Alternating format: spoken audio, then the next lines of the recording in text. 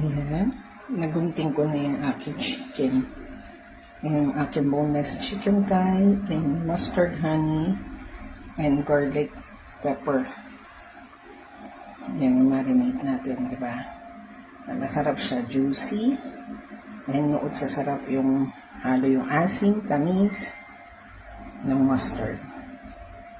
Yan, nag-start na ako ng marinate ang ating chicken sa mustard and honey. Wild honey to. Yan ang aking chicken thigh, boneless chicken thigh na may mustard and honey. Diyan ko mamarinate yan. May konting asin na ako nilagay. So, spread lang natin. Yan. Marinate natin. Bale, ito yung aking honey na ginamit. Mga 1 tablespoon lang ginamit ko dyan. Ilagay ko muna to sa ref. Marinate natin to for siguro mga 2 to 3 hours. Mustard, tapos may salt, konting salt lang.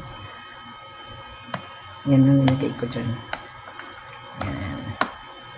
May skin din yan. Ayan ang skin. Yan. Oh.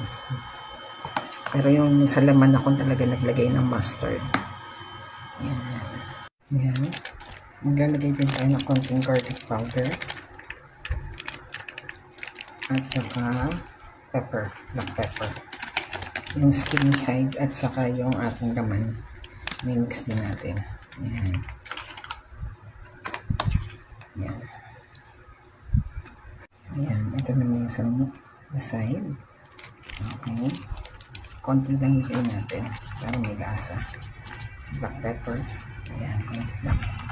Yan. Tapos, mamarinate na natin for ilang oras. Check ko na lang mamaya bago ko ilutuin ito. Yan. Honey, mustard, garlic, and pepper. Yan ang halo natin dyan. Yan. Lagay muna natin sa ref. Yan.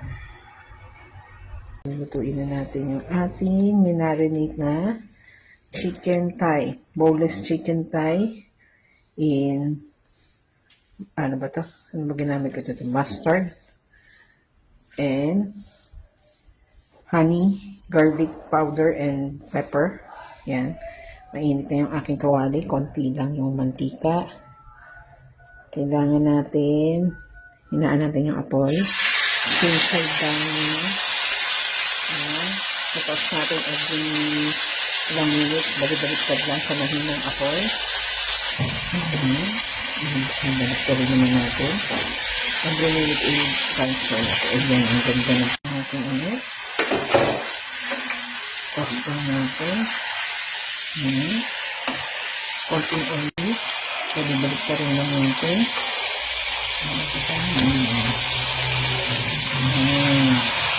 Every 2 minutes baliktad natin para maluto.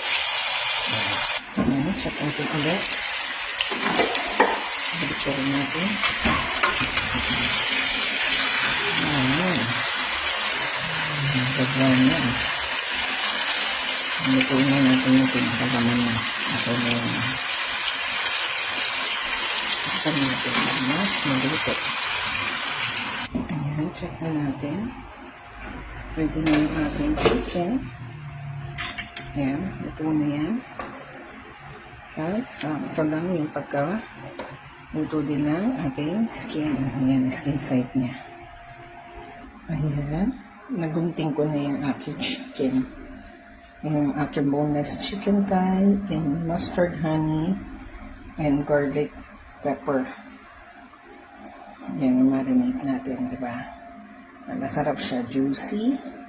And nood sa sarap yung halo yung asin, tamis ng mustard.